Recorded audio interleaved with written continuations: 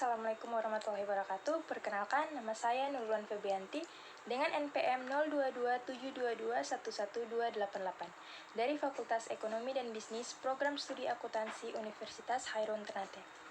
Di sini saya akan menjelaskan beberapa poin penting yang terkait dengan fenomenologi, pengumpulan data metode fenomenologi, dan yang terakhir analisis data dari metode ini. Langsung saja pada poin pertama, apa sih fenomenologi? Jadi, fenomenologi merupakan salah satu metode penelitian dalam studi kualitatif. Istilah fenomenologi secara etimologis berasal dari kata fenomena dan logos. Fenomena berasal dari kata kerja Yunani painestai yang berarti menampak dan berbentuk dari akar kata fantasi, fantom, dan fosfor yang artinya sinar atau cahaya. Dari kata itu, terdapat kerja tampak terlihat karena bercahaya. Dalam bahasa kita berarti cahaya. Sedangkan secara harfiah, fenomena diartikan sebagai gejala atau sesuatu yang menampakkan.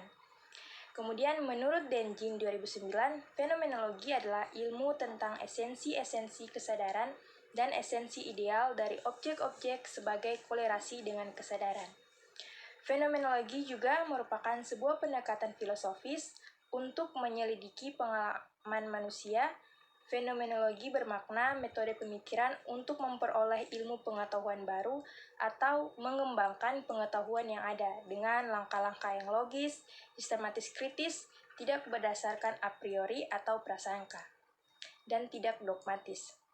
Fenomenologi sebagai metode tidak hanya digunakan dalam filsafat, tetapi juga ilmu-ilmu sosial dan pendidikan. Sedangkan yang dikemukakan oleh Muhajir bahwasanya fenomenologi adalah model yang telah menemukan karakteristik kualitatif secara sempurna, dikarenakan bahwa kerangka pemikiran, landasan filsafat, maupun metodologi operasionalnya bukanlah sebagai sekedar reaktif, atau bukan semata-mata untuk menggugat penelitian kuantitatif. Akan tetapi, telah membangun sendiri kerangka pemikiran, landasan filsafat, serta metodologi yang operasional. Fenomenologi itu sendiri dapat digolongkan dalam penelitian kualitatif murni, di mana dalam pelaksanaannya yang berlandaskan pada usaha mempelajari dan melukiskan ciri-ciri intrinsik fenomen itu sendiri. Peneliti harus bertolak dari subjek atau manusia serta kesadarannya dan berupaya untuk kembali kepada kesadaran murni dengan membebaskan diri dari pengalaman serta gambaran kehidupan sehari-hari dalam pelaksanaan penelitian selanjutnya. Selanjutnya, teknik pengumpulan data. Jenis data dalam studi fenomenologi yang paling utama adalah sumber percakapan yang mendalam dengan para peneliti, badan informan sebagai partisipan penuh. Peneliti membantu informan untuk menggambarkan pengalaman hidup tanpa memimpin diskusi. Melalui percakapan yang mendalam, peneliti berusaha untuk ke dunia informan. Berikut ini pengumpulan data yang ada dalam studi fenomenologi. Yang pertama, wawancara, kedua observasi, ketiga review, dan yang terakhir VDG atau Focus Group Discussion. Yang pertama, wawancara. Teknik wawancara yang digunakan dalam penelitian kualitatif adalah wawancara mendalam atau in-depth interview, merupakan proses memperoleh keterangan untuk tujuan penelitian dengan cara tanya-jawab sambil bertatap muka antara pewawancara dengan informan atau tanpa menggunakan pedoman wawancara. Peneliti dan menggunakan dua jenis wawancara, yaitu autoanamnesa atau wawancara yang dilakukan dengan subjek atau responden, dan yang kedua, alloanamnesa atau wawancara dengan keluarga responden.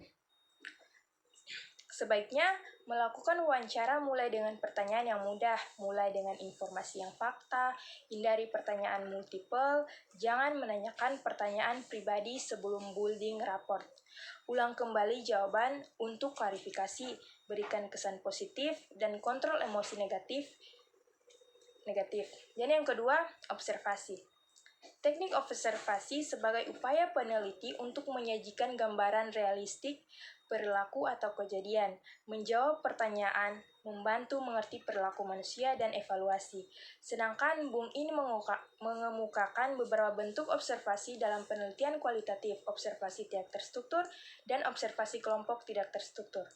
Teknik pengumpulan data yang ketiga yaitu review, yang dimana review dokumen ini dilakukan bertujuan untuk mengetahui fakta dan data tersimpan dalam bentuk dokumentasi berupa surat-surat, catatan harian, cenderamata, lampiran, artefak, foto, dan sebagainya.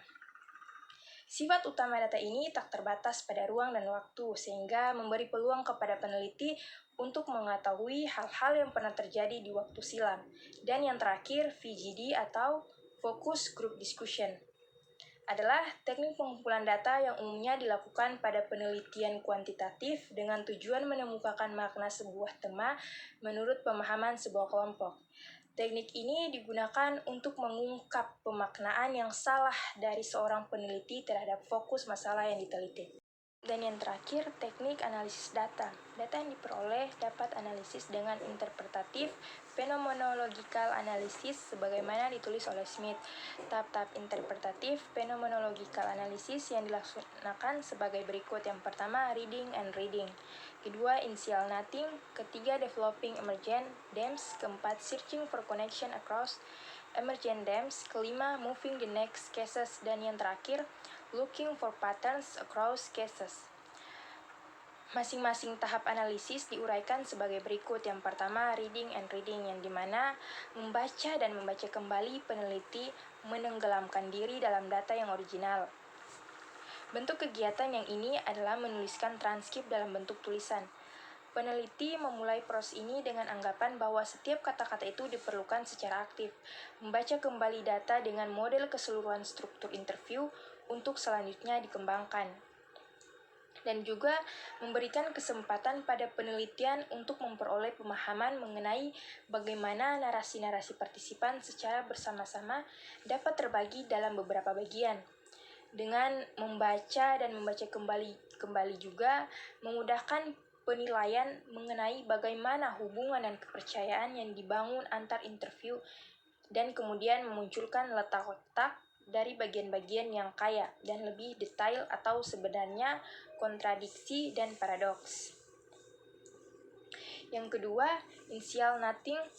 Analisis tahap awal ini sangat mendetail dan mungkin menghabiskan waktu. Tahap ini menguji isi atau konten dari kata, kalimat, dan bahasa yang digunakan partisipan dalam level exploratory.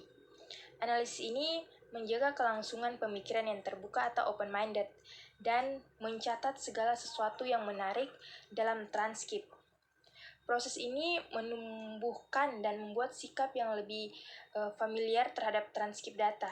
Analisis ini hampir sama dengan analisis tekstual bebas.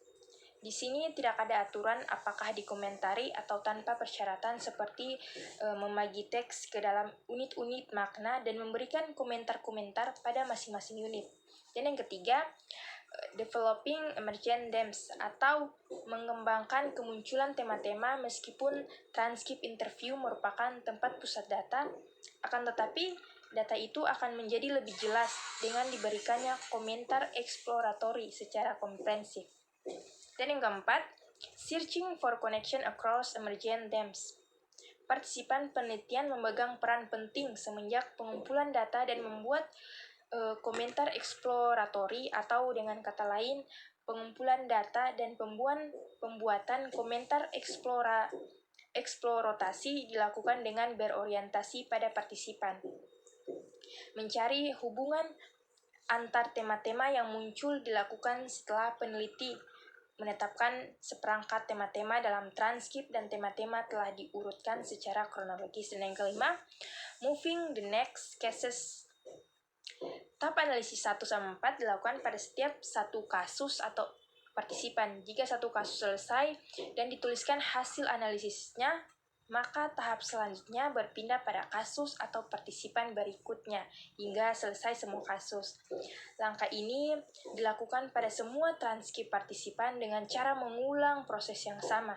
Dan yang terakhir atau yang keenam, looking for pattern across cases. Tahap akhir ini merupakan tahap keenam dalam analisis ini, mencari pola-pola yang muncul antar kasus atau partisipan.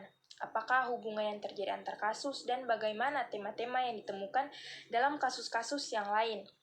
Memandu penelitian melakukan penggambaran dan pelabelan kembali pada tema-tema. Mungkin itu saja penjelasan materi tentang fenomenologi dari saya, dan jangan lupa teman-teman klik tombol like, comment, and subscribe agar teman-teman bisa lihat video-video saya berikutnya. Sampai jumpa di next video. Bye!